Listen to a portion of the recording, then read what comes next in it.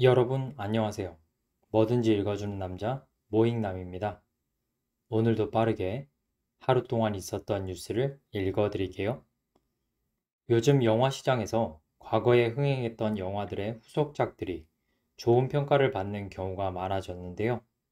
5년 만에 후속작으로 돌아온 공조2도 그런 흐름을 반영하는 영화인 것 같습니다.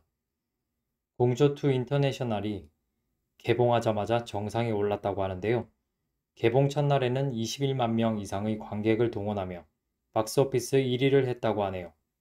이 영화에는 현빈과 유해진이 1편과 마찬가지로 출연하며 여기에 추가로 다니엘 헤니도 오랜만에 등장한다고 합니다. 여러 나라의 형사들이 모여서 공조 수사를 펼치는 이야기가 나온다고 하는데요. 영화에 관심 있으신 분들은 관심을 한번 가져보셔도 좋지 않을까 하는 생각이 듭니다.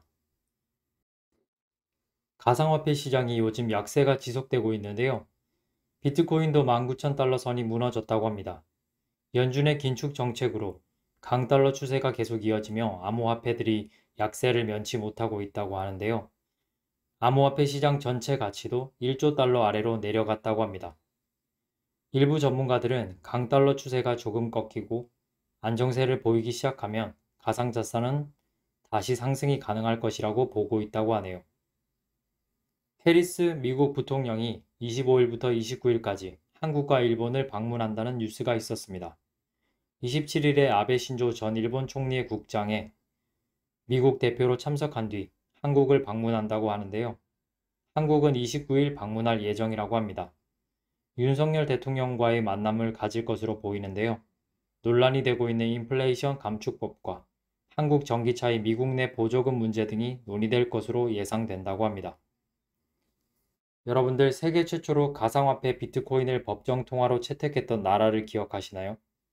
바로 엘살바도르인데요. 이제 법정 통화로 채택을 한 후 1년이 되었다고 합니다. 1년 전 가격이 한화 기준 6,500만 원 정도였다고 하는데 지금은 2,600만 원 정도에 불과합니다. 이런 상황 속에서 엘살바도르의 경제가 부진에 빠졌다는 뉴스가 있었는데요. 현재 엘살바도르의 투자액의 57%를 손해봤다는 이야기가 있다고 하네요. 손실액이 거의 850억 원에 이른다고 합니다. 그리고 법정 통화로 지정을 했음에도 생각보다 엘살바도르 시민들의 비트코인 사용률도 높지 않았다고 합니다. 미국 뉴욕에서 마스크 착용 의무화 지침이 폐지됐다고 합니다. 시행한 지 28개월 만이라고 하는데요. 선택사항으로 바뀌었다고 하네요. 대중교통 이용 시에도 마스크를 의무적으로 착용하지 않아도 된다고 하니 편리해지는 것 같습니다. 고연령자들이 주로 이용하는 시설과 의료기관 등의 일부 장소에선 마스크 착용 의무를 해제하지는 않고 유지할 예정이라고 하네요. 태풍 흰남노가 포스코의 모든 고로를 중단시켰다는 뉴스가 있었습니다. 고로는 높은 온도로 광석을 녹여서 주철을 만들어내는 노를 말하는데요. 태풍으로 고로를 중단하게 된 것입니다. 사상 초유의 사건이라고 하는데요. 49년 만에 모든 고로가 중단된 것이라고 합니다. 포스코는 이로 인해 하루에 매출 최대 500억 원에 이르는 피해를 볼 것으로 알려졌다고 하네요. 고로가 5일 이상 멈추게 되면 재가동에 수개월이 걸릴 수도 있다고 하는데요. 일단 10일부터 가동 재개에 들어간다고 하니 빨리 복구가 돼서 피해가 최소화되었으면 좋겠습니다. 애플이 아이폰 14 시리즈를 공개했습니다. 이번에는 미니 모델은 출시되지 않았다고 하네요. 가격은 모두 지난해와 동일한 것으로 확인됐다고 하는데요. 이번에 아이폰 14 4개 모델에는 충돌 감지 기능과 위성을 통한 긴급 구조 요청 기능이 처음으로 탑재되었다고 합니다. 디자인에서 변경점이 있는데요. 테두리가 카메라 모듈 부분만 뚫어놓은 펀치홀 디자인으로 변경되었다고 합니다. 오는 9일부터 사전 주문이 가능할 것이라고 하고요. 매장 판매는 기본과 프로가 16일부터 시작되고 플러스는 내달 7일부터 시작된다고 하네요. 다만 한국에서 아이폰 시리즈를 구매하게 되는 경우는 환율의 영향으로 가격이 소폭 상승할 것으로 보입니다. 미국이 이란 핵합의 복원 논의를 당분간 보류하기로 했다고 합니다. 가까운 미래에도 협상이 타결되지 않을 것으로 보인다고 했다고 하는데요. 보류 결정의 요인은 국제원자력기구 IAEA 사찰 중단을 요구해서인 것으로 보인다고 합니다. 이스라엘은 이란 핵합의 복원 논의에 대해 부정적 입장을 계속해서 보여왔는데요.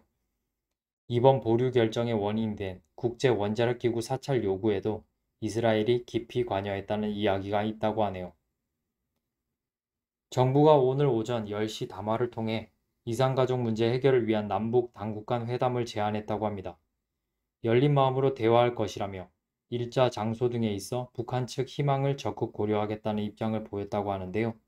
특별한 유인책은 생각지 않고 있으며 인도적 문제이므로 북한도 반드시 호응해야 한다고 생각한다는 입장을 표했다고 합니다. 하지만 남북 대화가 성사돼 북한이 다른 인도적 문제에 대해 요청을 한다면 이 경우는 별개의 문제로 충분히 긍정적으로 고려할 용의가 있다는 답변을 했다고 합니다. OTT 자체 등급 분류제 도입이 포함된 영화 비디오물 진흥법 개정안이 국회 본회의를 통과했다고 합니다. OTT란 쉽게 말해 인터넷으로 보는 TV 서비스를 말하는데요. 웨이브, 티빙, 왓챠, 넷플릭스, 디즈니 플러스 등이 이에 해당됩니다. 그동안 국내 OTT는 사전 등급제라는 과도한 규제를 받고 있었다고 하는데요. 이 부분이 이제 자체 등급 분류제 도입으로 조금 완화된다고 하네요. OTT 협의회에서 합리적이고 실효성 있는 자체 등급 분류제 도입으로 한국의 OTT가 글로벌 경쟁력을 갖춘 산업으로 성장하도록 국회의 지속적 관심과 지원을 요청한다고 밝혔다고 합니다. 요즘 해외에서 네이버 웹툰이 거래액 기록 경신을 해나가며 인기를 끌고 있다고 합니다. 네이버 웹툰이 일본에서 거래액이 970억 원을 돌파했다고 하는데요. 일본 외에도 많은 나라에서 선전 중입니다. 지난해 전체 거래액이 1조 원을 돌파했다고 하고요. 글로벌 이용자가 1억 8천만 명으로 수익성을 끌어올려 지배력을 키워나갈 예정이라고 합니다.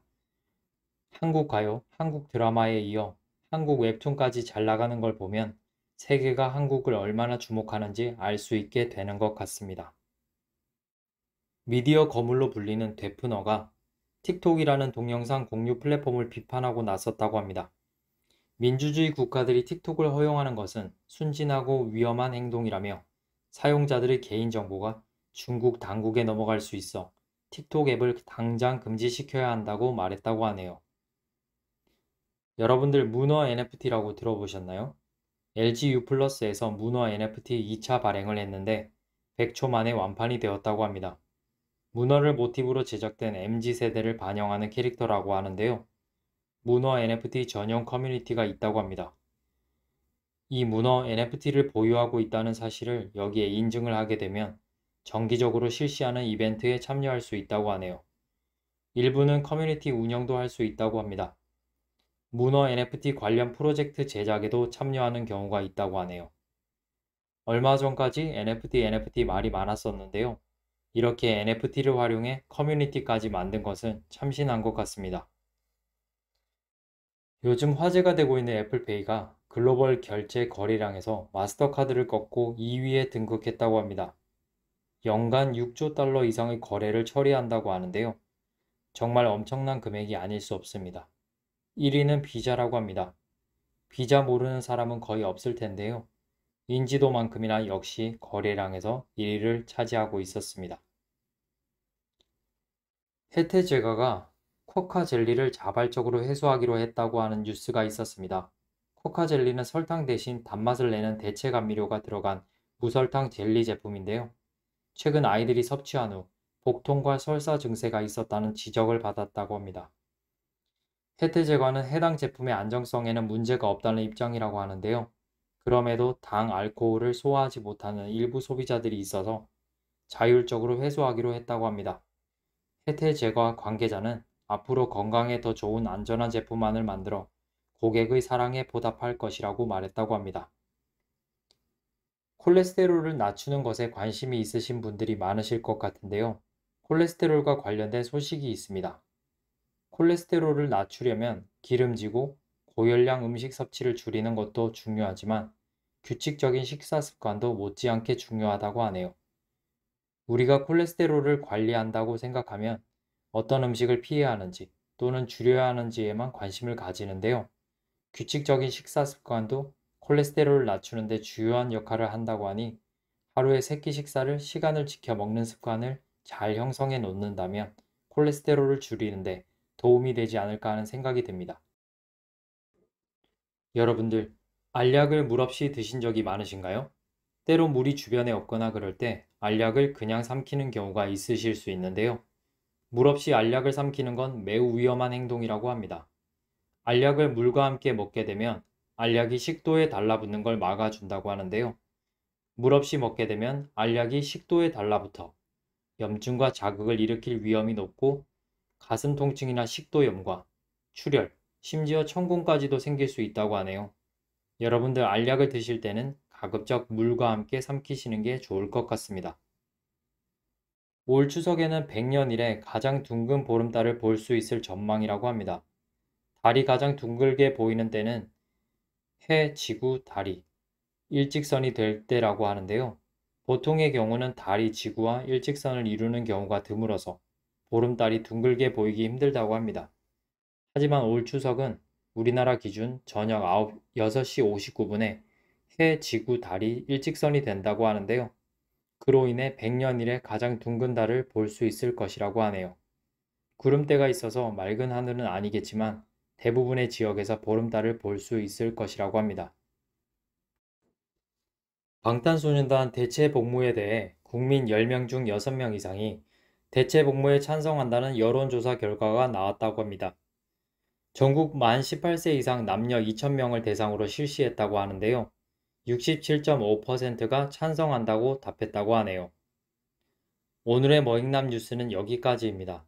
내일은 주말이어서 공모주 청약 일정과 부동산 청약 일정이 없습니다. 오늘도 끝까지 시청해 주셔서 감사합니다.